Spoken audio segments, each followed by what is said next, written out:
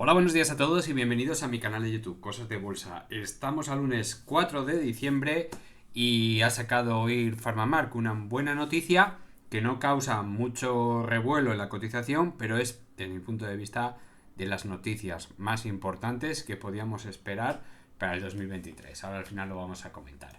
Hoy toca ver, bueno, pues por petición de nuestros amigos miembros del canal, por ejemplo, Rocío García nos pide que por favor analicemos Fluidra. Yo encantado, pues es una de las que traemos habitualmente. También nos dice nuestro amigo Diego Sánchez que ha pedido en varias ocasiones SAP y ASML, que si se lo podía traer. Por supuesto que sí, hoy te traigo SAP. ASML ya te la traje en su momento, pero no te preocupes que fíjate que no te he contestado al mensaje para poder tenerte aquí guardadito y la próxima semana o en el próximo vídeo a lo mejor te pongo ASML. También nos lo pide Nicolás Rodríguez que, bueno, pues que le echemos un vistazo a Tubacex. Se me ha pasado, esta la tenía en el punto de mira y se me ha pasado. Esto sí que sí te recuerdo, amigo, que no sé por qué, pues he debido contestar tu mensaje sin querer y se me pasó. Dice, va viento en popa y además ha presentado un plan estratégico hasta el 2027 con muy buenas expectativas. Yo me he leído el plan hasta el 2027 de Tubacex y me parece un pelín exagerado. También te lo voy a comentar, ¿de acuerdo? En el vídeo. Pero me parece un pelín exagerado. Ojalá se cumpla, ¿eh? Ojalá se cumpla. Con ese acuerdo que tiene con los Emiratos Árabes. Pero me parece bastante exagerado. Bueno, pues aparte de SAP, Tubacex y Fluidra, vamos a ver Faes Pharma, que ha cambiado mucho. Técnicamente ha cambiado mucho. Bank Inter, que hace un mundo que no la traigo. Repsol, para los nuevos del canal, ya sabéis mi opinión de los viejos, ya sabéis mi opinión sobre Repsol. Además, siempre la acompaño del barril de Brent, que es muy interesante, y PharmaMar con su EIR. Si habéis llegado hasta aquí y lo habéis descubierto por casualidad, os ha llegado un enlace, lo habéis visto en una página, o simplemente os ha salido cuando habéis abierto YouTube, pues os recomiendo que os suscribáis al canal y activéis la campanita. Y si queréis agradecer el trabajo que hago con un like, pues me doy por muy contento porque eso me hace un gran favor. Vamos a empezar ya con SAP. Y bueno, es una empresa que, bueno, parece ser que el negocio del software pues va bastante bien. Es muy difícil trazar un Fibonacci en esta zona porque fijaros que le ha pasado a esta empresa. Caída potente en el 2020 debido a la pandemia, lógicamente. Sube verticalmente en tan solo 2 meses, algo muy malo. Caída también vertical con un gap bajista terrible. Y a partir de aquí pues es muy difícil tomar un punto de referencia. Yo siempre lo digo, a partir de la pandemia tiene un movimiento exagerado en todas las acciones, donde yo lo que hago es tomar Fibonacci, si me interesa un Fibonacci de 2-3 años, un Fibonacci a partir de la estabilización del precio de la empresa. ¿Qué ocurre? Esta empresa no tiene estabilización de precio después de la pandemia, sube de forma vertical, lo cual es muy difícil de trazar. ¿Qué es lo que hacemos? Bueno, pues tomamos como referencia un dato muy curioso. Esto yo no lo habré hecho casi nunca. Si lo habré hecho una o dos veces y no con la pandemia, sino en casos muy anteriores, estoy hablando de 2000, en la crisis, semicrisis 2015-2016, incluso la de 2018, que también se vieron situaciones parecidas a esta. No por supuesto a la pandemia, sino para caída de materias primas, por ejemplo. ¿Cómo lo hacemos? Bueno, pues suponemos que hay un punto de referencia no visible, porque no hay estabilización, alcanzamos un máximo y a partir de ahí perdemos toda la cotización, ¿vale? Suponemos que esto es una pérdida del 100% de la cotización, con lo cual este mínimo de aquí nos marca el punto de estabilización del precio y el punto de la pérdida del 100% de la cotización, ¿de acuerdo? ¿Es un poco chafullero? Sí, lo es. Pero es que no hay otra referencia para tomar en Fibonacci en esta zona. Una zona fiable. Con lo cual tenemos que suponer que esto es una caída del 100%. Funciona bastante bien y fijaros en este caso donde, bueno, pues podemos apreciar cómo se para, se estabiliza, se para en el 38.2, se para en el 23.6, se para en el 50%, supera el 61.8 y va al 78.6, se vuelve a parar en el 50%, con lo cual lo podemos tomar como una referencia bastante lógica que, bueno, pues la cotización parece que la sigue. Incluso se vuelve a perder el 100% y una pequeña pasada de frenada. Incluso para los miembros del canal, ya sabéis lo que es esto, las 3 Vs, ataque al 100%, divergencia alcista. Bueno, pues esto es un cambio de cotización, que por cierto ahora lo vamos a decir en PharmaMar, por favor, que no se me olvide, que lo ha comentado Sito y hay que felicitarle por ello. Sito 93. Y bueno, pues es un cambio de tendencia bastante lógico. Vemos aquí como hay una zona de... pues hay muchísimo interés comprador, porque vemos que la acción prácticamente no llega en ningún momento a la media de 100 sesiones, exceptuando ya la parte final, y encuentra la suficiente fuerza, gracias a estos resultados de aquí, donde, bueno, pues obtiene suficiente fuerza para ir a atacar el 138.2, que estaría en 153 euros por acción. Bueno, pues está bastante bien. Demasiado inclinado. Para mi gusto no me gusta este tipo de subidas porque suelen acabar en movimientos muy bruscos en la tendencia bajista, pero por ahora indica muchísima fuerza desde septiembre del año pasado. Fijaros, llevamos más de 1 año y 3 meses con una tendencia positiva que está culminando con un ataque directo al 138.2, que está muy, pero que muy bien. ¿Es momento de entrar en SAP? No, no es momento de entrar en SAP, por supuesto que no. ¿Hay que tener mucho cuidado con esta empresa? Sí. ¿Tiene unos fundamentales maravillosos? Pues mira, simplemente con echarle un vistazo podemos ver que es una empresa que capitaliza 171.000 millones de dólares, un dividendo muy pobre, 1,40, pero es que además tiene un PER 67,5. Esto me escama, ¿por qué? Porque bueno, tiene un PER muy alto históricamente, desde los últimos 5 años. PER 25, PER 43, PER 24, PER 28 y PER 50 prácticamente. Con lo cual estamos muy por encima del PER medio de los últimos 5 años. Eso hay que tenerlo en cuenta. Un ataque al 138.2 se puede definir como stop a la tendencia alcista para luego hacer una corrección profunda, ¿vale? No sabemos hasta dónde se podría ser la corrección. El dividendo tan pobre, un 1,40%, y sin embargo casi supone el 100% de esfuerzo para la empresa, ¿vale? Esto también hay que tenerlo muy en cuenta. ¿Es una empresa endeudada? No. Me gusta que en los últimos 4 años haya reducido muchísimo la deuda. Ya veremos en los datos de 2023. Pero fijaros, tiene una caja que prácticamente es el 70% de la deuda y un free cash flow que supera el 30% restante. Quiere decir que en menos de un año podría pagar toda la deuda. Y en los tiempos que corren eso es fantástico y maravilloso. Flujo efectivo de caja es de 4.500 millones de dólares, lo cual, lo repito una vez más, le va muy pero que muy bien a la empresa. Fijaros también en los informes cómo los márgenes de beneficio son muy pequeñitos. Han mejorado muchísimo en el último trimestre del 2023, pero son muy pequeñitos, ¿eh? Hay que tener siempre en cuenta estos datos porque esto significa que a poco que tosa, ¡pah!, volvemos a entrar en pérdidas. Bueno, volvemos no, entraría en pérdidas. Pero por ahora lo está haciendo de maravilla esa. Vamos con Tubacex. Y bueno, pues esta empresa también lo está haciendo de maravilla, cómo se nota ese cambio de fundamentales, cómo se nota esos acuerdos con Emiratos Árabes, cómo se nota también en el plan estratégico de 2027, que desde mi punto de vista es, bueno, pues muy exagerado. Ojalá se cumpla, ojalá se cumpla, pero desde mi punto de vista, ahora lo vamos a comentar, es muy exagerado. Fijaros cómo tenemos una tendencia alcista muy bonita, una triangulación de base plana, aunque con una falsa ruptura en esta zona de aquí, muy temprana, por cierto, si veis, podemos trazar aquí una triangulación de base plana, que justo la base estaría en el 50% de Fibonacci, lo cual le da una importancia muy sustancial. Falsa ruptura por la parte inferior, vuelve a cotizar y ¡pum!, se rompe. No esperamos. Se espera hasta el último momento para romper esa triangulación y bueno, pues se queda en la zona del 100% del impulso anterior. Muy bonito también esta triangulación simétrica que se cumple, no se cumple en el primer tirón, pero se cumple en el segundo, que además coincide con el 138 de Fibonacci. ¿Vale? Vamos a ampliar esta zona de aquí porque estratégicamente es muy bonita. Vemos cómo ataca el 138 de Fibonacci a la perfección. Le intenta superar, no puede con ella, vuelve a tomar un poquito de aire y de repente ¡zasca!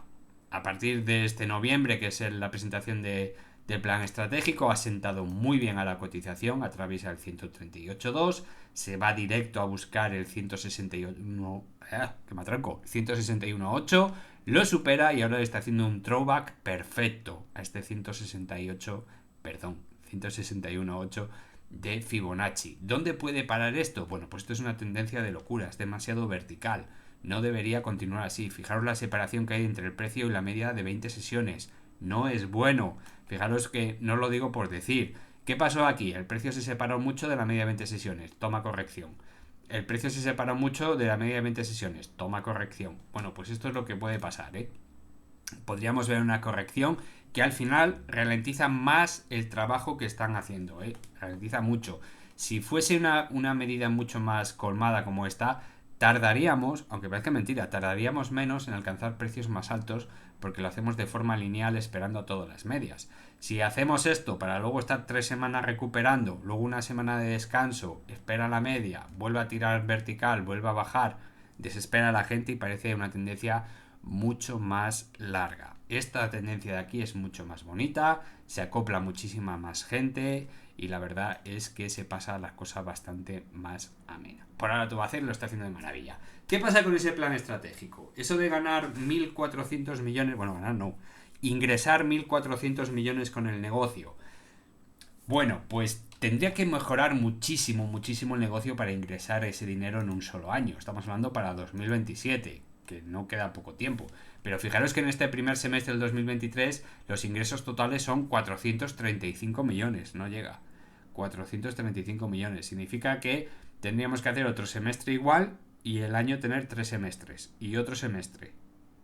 Con lo cual es bastante difícil. Es decir, tendría que multiplicar prácticamente por 1,7, 1,75 los ingresos actuales en cada semestre y así cumplirlo. ¿Es posible? Bueno, es posible para el 2027. Pero repito, es muchísimo, mucho. Ojalá se cumpla, que ha mejorado bastante los fundamentales en el último año y medio y lo está haciendo bastante bien. Ojalá lo haga. Luego, el tema de mantener una EBITDA por 200 millones. Hombre, si consigue directamente los ingresos en 434 millones, sin duda alguna el EBITDA lo va a mantener por encima de los 200 millones. Sin duda alguna. Aunque tiene unos márgenes muy pequeñitos, el beneficio bruto, bueno, pues hay algunos casos, algunos trimestres donde se ha reducido muchísimo, incluso por debajo del 10% de los ingresos totales. Pero bueno, estaríamos hablando de mantenernos en torno al 12-13%. No es un margen para nada espectacular, pero bueno, fijaros, en este caso se cumpliría a la perfección. Aquí tenemos un margen del 30%. Pero bueno, dentro de Tubacex, la media sí se podría mantener con un EBITDA de 200 millones con unos ingresos totales de 1.400. Lo que me parece más raro es mantener que además lo explica perfectamente, yo siempre los he dicho en muchas ocasiones, y en el propio comunicado dice: queremos mantener una deuda financiera neta no más allá de 2 veces el EBITDA. No más allá de 2 veces el EBITDA. ¿Cuántas veces os he dicho yo que para mantener una empresa más o menos solvente, la deuda financiera neta, no ya la total, sino la deuda financiera neta, no puede ir más allá de 2 veces el EBITDA? No puede ser, porque entonces nos vamos a gastar muchísimo dinero en intereses. Por muy bajos que sean esos intereses, nos gastamos muchísimo dinero en intereses. Acordaos que el EBITDA no es el dinero que va a llegar a la caja, ni muchísimo menos. Pero el dinero que va a llegar para financiar esa deuda va a ser tremendo. Y nos puede comer todo el free cash flow. Ten en cuenta que la deuda se paga con caja.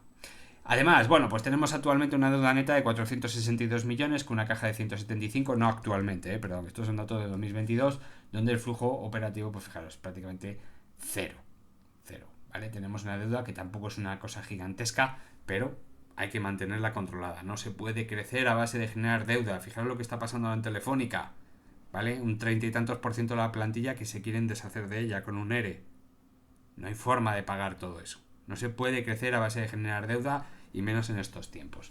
Por lo demás, el plan estratégico me parece maravilloso. Ojalá se cumpla. Un pelín exagerado desde mi punto de vista. Podrían haber hecho un plan estratégico un poquito más corto e ir escalando posiciones. Pero bueno, es bastante aceptable. Ojalá se cumpla. Y esto, por supuesto, la cotización, pues si se cumple veríamos, fijaros que ahora estamos a precios descontando dividendo, estamos a precios del 2014 y 2018, con lo cual nos llevaría, si se cumpliese, a valores muy elevados. No me atrevo a decir una cifra, pero a valores muy elevados. Fluidra, bueno, pues Fluidra lo está haciendo pero que muy bien. Ya se ha descontado el dividendo de la cotización, 28,3 céntimos en neto, con lo cual está bastante bien, no es un dividendo muy generoso, ni muchísimo menos, pero ya se aprecia una triangulación, no me atrevo a dibujarla porque es muy pronto, pero se empieza como ya se empieza a dibujar una triangulación, ojalá sea una triangulación simétrica y no de base plana, porque entonces nos iríamos un poquito más antes en el tiempo, lo cual no tampoco estaría nada mal, pero empezamos a triangular no solo el precio, sino también las medias y también el MAC, lo cual es muy curioso, muy curioso.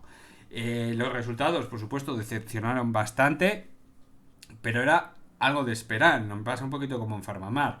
El 2023 y el 2024 van a ser duros para esta acción, pero aún así está cotizando a precios bastante decentes. Sufrió caídas hasta zonas lógicas, tapando estos antiguos gap que teníamos marcados, quitando el adjunto. Por cierto, que alguien me ha preguntado el otro día que por qué marcaba los gap quitando el adjunto, no, el ajuste por dividendo. Y es que hay que quitar el ajuste por dividendo, porque tú imagínate que compraste cualquier acción en el 2017 y compraste a 15 euros, por ejemplo, en el 2017. Se produjo un gap en ese momento y tú tuviste la mala suerte de comprar justo el día antes, ¿vale? Compraste a 15 y la acción empezó a caer, cayó a 14 y después tú no vendiste y empezó a bajar y eso fue en el 2015, por ejemplo, me lo invento, ¿no? Bueno, pues a medida que fue pagando dividendos, ese gap se ha ido modificando en el precio, cada vez estaba más bajo, pero tú seguiste comprando en 15 euros y tú en tu cabeza tienes que tú has comprado la acción X a 15 euros. Sí, he cobrado unos dividendos por el camino, pero eso a mí no me soluciona el problema, porque la acción está a 11 euros y yo compré a 15. Por mucho que yo haya cobrado dividendos y esos dividendos ahora me dicen que mi precio de compra son 14 porque yo lo he recibido, resulta que no, que yo he comprado a 15. Por eso, en muchos casos me veréis cómo ajusto los gap quitando el ajuste por dividendo, que es lo más lógico. Simplemente por psicología. El que ha comprado 15, por mucho que haya cobrado dividendos, no va a bajar su precio de compra. Y al revés, no lo va a subir en su precio de venta. Con lo cual, el momento que llegue otra vez la acción a 15, es cuando la mayoría de la gente va a ajustar o no una salida de la cotización, que es donde vamos a encontrar la resistencia. Bueno, pues esto es lo que pasó aquí. Vemos una zona de compra donde se para el precio, se pierde momentáneamente, lo vuelve a ver, se para otra vez en zona de resistencia, unos precios de compra fantásticos y maravillosos. Teníamos algo más abajo, pero no llegó a cumplirse ese objetivo, como este de aquí en 8.80, que era una auténtica locura llegar hasta esos precios para Fluidra, pero todo se puede ver. A partir de ahora la cotización ha cambiado bastante, ha habido un cambio de tendencia muy radical, con unas triangulaciones que ha tardado muchísimo tiempo en cumplir, lo cual decimos en aquel momento que son síntomas de debilidad. Fijaros que no al llegar a cumplir esa triangulación simétrica, bueno, pues nos hace perder muchísima cotización para luego volver a recuperar. Bueno, pues ahora estamos así. 2023-2024 puede ser un camino bastante torticero para Fluidra, lógicamente. Acordaos que tiene una deuda bastante elevada, se gasta muchísimo en repuestos, almacenaje, logística, pero el negocio no está en pérdidas, ni mucho menos, no está en pérdidas. Fijaros aquí, como aquí se gana aproximadamente 33 céntimos por acción, 15 céntimos por acción, 22 céntimos por acción. En el peor de los casos, tan solo 7 céntimos por acción, pero bueno, sigue mostrando un dividendo, dos pagos anuales de casi 50 céntimos, lo cual debería tener la empresa un poquito más de cuidado con estos pagos por estos dividendos, pero cuando tú te metes en esta política de tener que meter un dividendo anual o dos dividendos anuales a un precio determinado que no puede bajar, pues pasa lo que pasa, ¿no?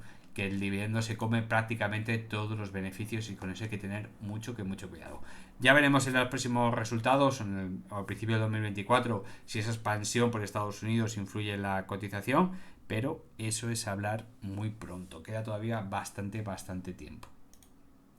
Flash Pharma, decíamos el otro día, acordaos que estábamos hablando aquí, el 27 de noviembre, donde el precio cotizaba justo en la línea roja de tendencia, que yo os decía, si cierra ahora así, puede que salvemos el tipo en el último momento. Pues no, cerró por debajo. ¿Esto qué hace? Bueno, pues que aumenten las dudas. Al día siguiente, vela de confirmación de las dudas. Fijaros que la vela ni siquiera envuelve justo la anterior, con lo cual quiere decir que ha habido muy poco interés. Y fijaros que robo de cartera. Sí, es una vela de color verde. Abrió aquí abajo, en los 3 euros.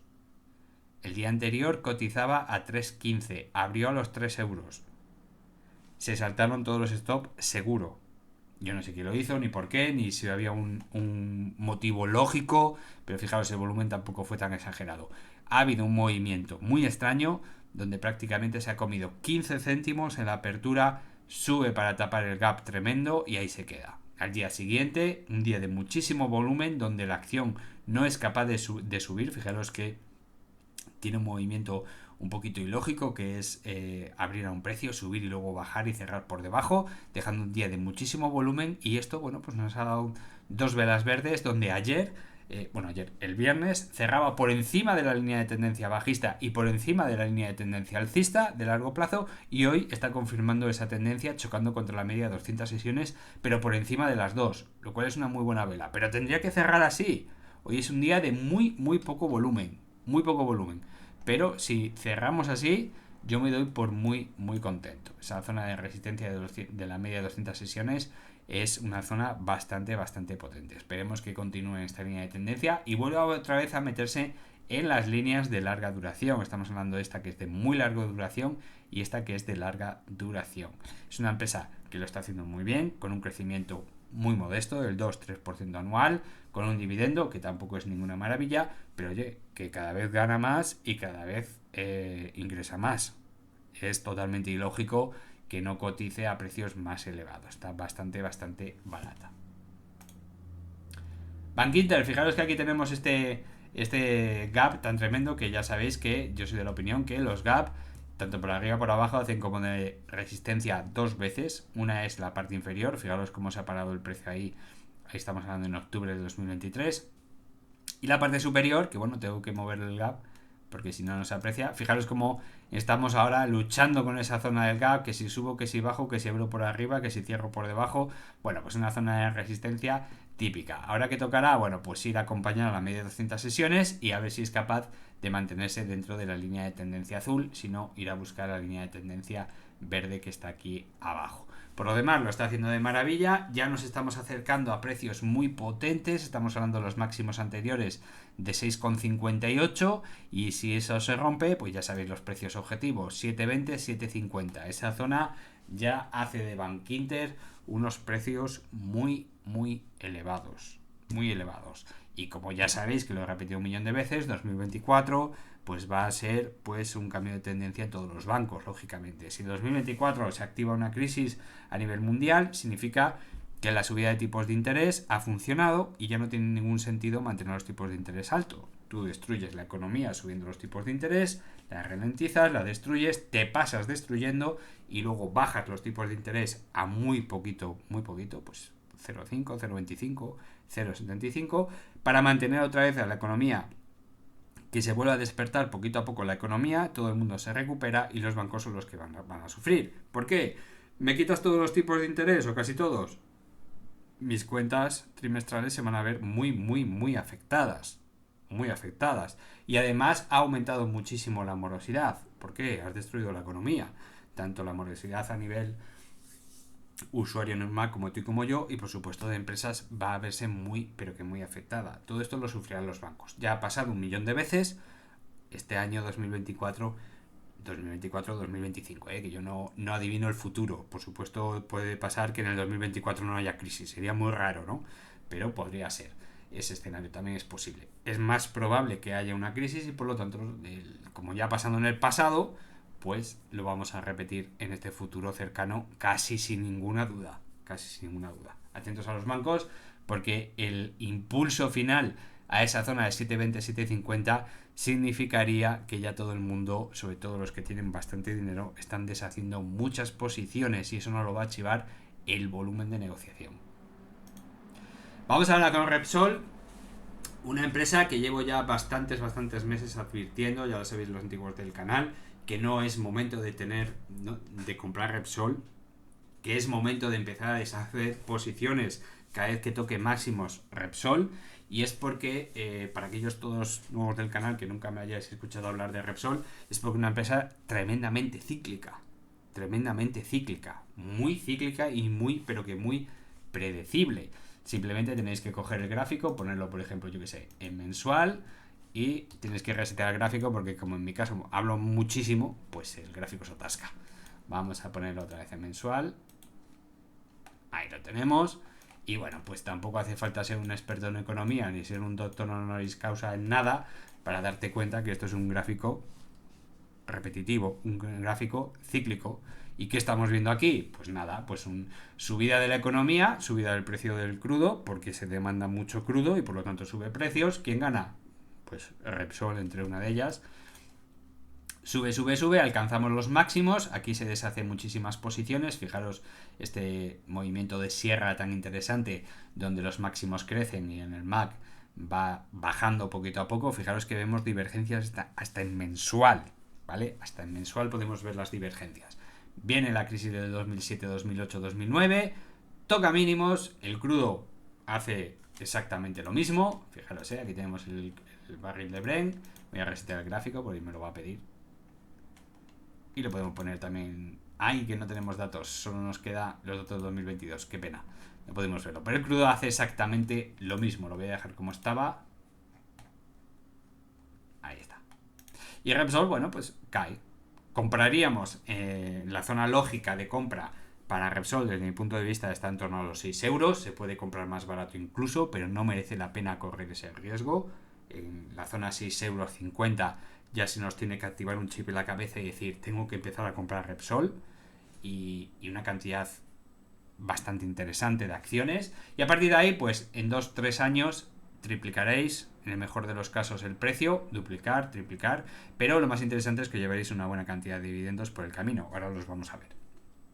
Vuelve a venir la crisis, esta es del 2012, caída del precio, ¡pum! Cae Repsol, podemos volver a comprar otra vez en la zona de los 6 euros aproximadamente, por debajo de 6,50, volvemos a recuperar, vuelve a caer en el 2015-2016, volvemos a recuperar y esta se acelera por culpa de la pandemia, podemos volver a comprar. Fijaros que la pandemia es una pasada de frenada de auténtica locura, donde la gente te pagaba por llevarte el crudo, porque estaban perdiendo muchísimo dinero, con lo cual esa exageración en la frenada, pero lo mismo, podríamos comprar por debajo de 6,50 tranquilamente y con mucha seguridad, y una vez marcamos máximos históricos. ¿Ahora es el momento de comprar? Pues lógicamente no, bajo ningún concepto. ¿Tú te imaginas a alguien que te dijese, compra Repsol aquí? Pues es para dejarle de lado. Es para perder un poquito la amistad, ¿no? O compra aquí, o compra aquí, o compra aquí. No, yo todo lo contrario. Yo te voy a aconsejar que compres aquí. Y aquí vende. O por lo menos piénsate en vender. Piénsate en vender.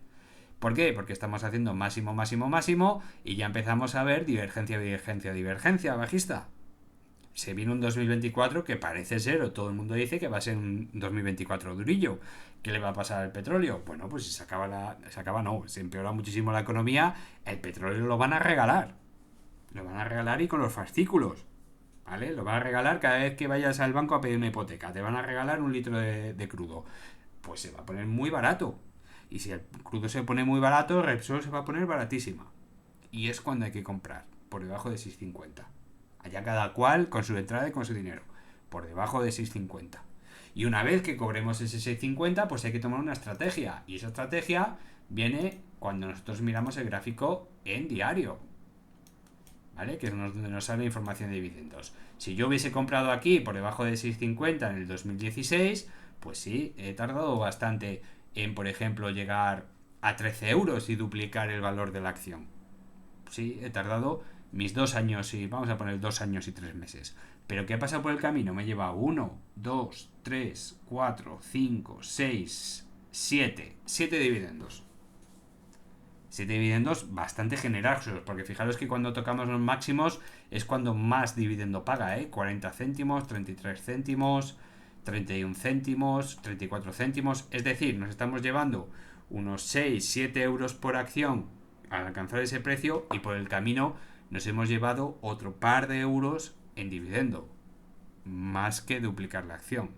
En este caso, ya no me voy a poner el caso típico, hemos comprado a 6,50, ¿vale? Hemos metido la pata en la pandemia, no lo hemos visto venir el precio del crudo, hemos comprado a 6,50, fijaros qué precios ha tocado 16 euros por acción, ¿vale? 10 euros por acción y nos hemos llevado 1, 2, 3, 4, 5, 6 y este que va a pagar otros 7 dividendos por el camino.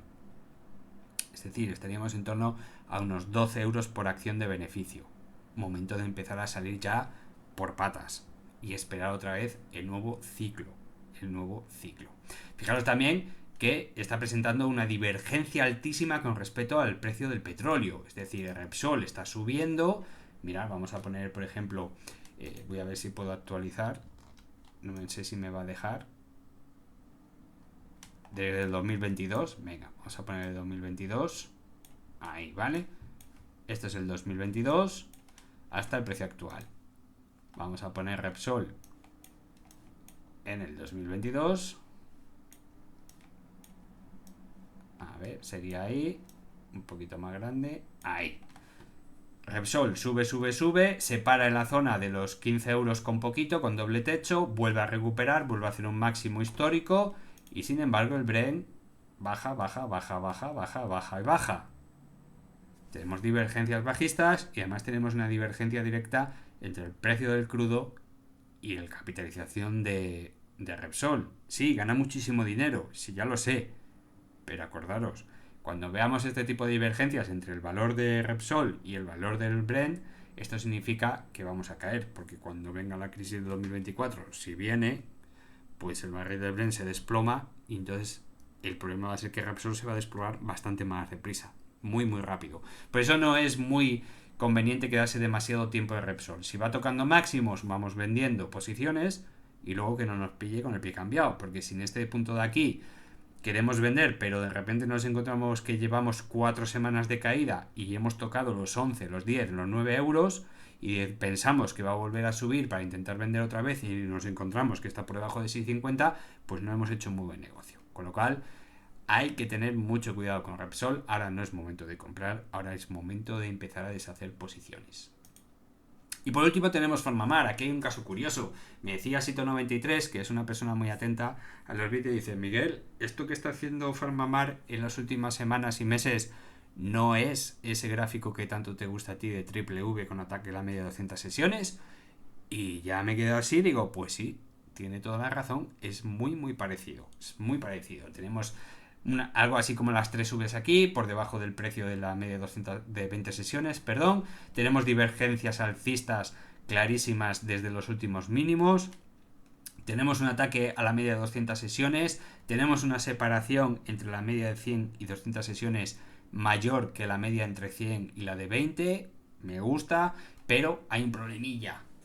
No cumple exactamente todos los parámetros. No los cumple. Falta algún detalle minucioso, como son divergencias clarísimas en otros indicadores, falta de confianza, buenos resultados, y todo eso indicaría todo cambio de tendencia. Pero sí, cumple el 90% de una clara cambio de tendencia. ¿Qué es lo que fallaba? Buenas noticias, ¿vale? Nos faltaban buenas noticias en esta zona. ¿Cuáles eran las buenas noticias? Bueno, pues unos resultados que no eran tan malos como los esperados. Eso no es suficiente. No es suficiente porque a lo mejor en el próximo trimestre sí son más malos que lo que esperábamos. Eso no lo es. Pero el oír de hoy, que lo vamos a leer, eso sí que es un buen catalizador. Uno muy bueno. Sin embargo, como veis, la capitalización no lo refleja. Ahora vamos a comentar por qué. Porque es una muy buena noticia. Pero sí, si esto es una confirmación de la estructura que yo os digo, nos falta alcanzar un precio de compra óptimo, que seguramente serían unas caídas hasta los 34, 33 euros. Sí, ya lo sé, que no nos gusta ir lo de las caídas, pero eso sería el paso para confirmar que debería quedar en torno a las 3 Vs, que es más o menos por esta zona, ya digo, entre 33, 34 euros más o menos. Además tenemos las dos medias de 20 y de 100 sesiones, perdón, 50 y 100 sesiones cortándose al alza en ese punto, lo cual, bueno, pues refuerza un poquito esa zona de ahí de 33-34, y a partir de ahí es una muy buena noticia si no baja desde ese punto. Si alcanza ese punto y a partir de ahí remonta, sería una estructura para quitarse el sombrero. ¿Qué más cosas interesantes que vemos? Bueno, pues vemos ese gap que dejaba ya hace unos cuantos meses, en abril de este año, y fijaros, como la resistencia en la parte inferior, resistencia en la zona media, bueno, pues nos falta por atacar los 40 euros con 50, que sería muy duro, que es la parte superior de ese gap. A ver si es verdad que las ataca, ojalá también.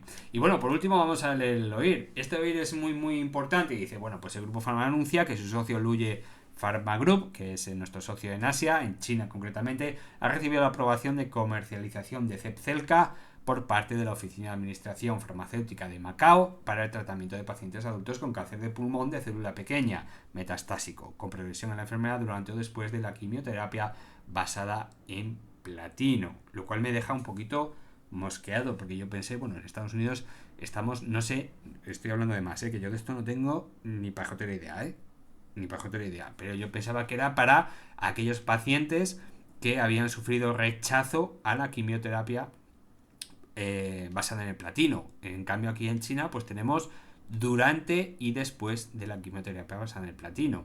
Estamos hablando de seguramente alguna línea más que en Estados Unidos, con lo cual podremos tratar a más pacientes. Bien, ¿es una buena noticia? Muy buena noticia. Es un ok, una aprobación de este medicamento. ¿Por qué es una buena noticia?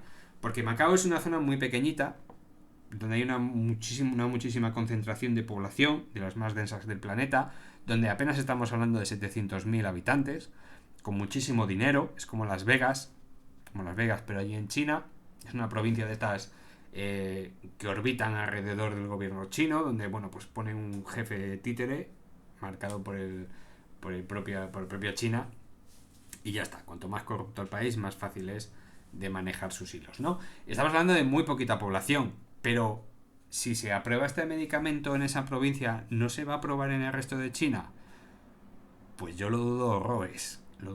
Con lo cual, una aprobación, un ok definitivo en esta provincia es prácticamente un 99% de probabilidad de que se apruebe en toda China. Y estamos hablando de un negocio muy, muy potente. Como dice la propia noticia, está basado, bueno, pues en estudio de 115 pacientes, tal y tal y tal. Y dice, el cáncer de pulmón es el más común de todos los cánceres en China, en términos de incidencia y mortalidad. En el 2020 se produjeron unos 815.000 nuevos casos de cáncer de pulmón, de los cuales, con 714.000 muertos, fijaros que prácticamente el 90% de los cánceres de pulmón son mortales, de los cuales el cáncer de pulmón de células microcíticas, de células pequeñas, es del 13 al 17%. Vamos a dejarlo en un 15%, quiere decir que de estos 815.000, unos 125.000 pacientes serían para nuestro socio Luye. Además, en las diferentes líneas. Acordaos que ya no era para después de la quimioterapia, sino que ahora se puede aplicar incluso durante la primera quimioterapia, que es la quimioterapia de platino, lo cual es una noticia maravillosa. Estamos hablando de una cantidad de pacientes enorme, muy muy grande. En los próximos trimestres, incluso un año, podríamos ver unas grandes noticias de una aprobación definitiva en China.